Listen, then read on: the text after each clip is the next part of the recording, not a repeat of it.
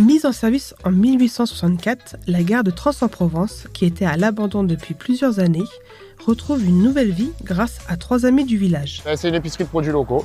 Alors on travaille qu'avec des acteurs locaux, de l'agriculture raisonnée, des gens qui respectent leurs animaux, qui respectent leurs produits, ce genre de choses.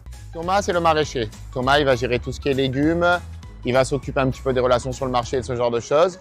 Mathieu, lui, il est cuisinier, à savoir qu'il travaille avec son entreprise à lui pour notre entreprise. Nous, on ne fait pas de production directe.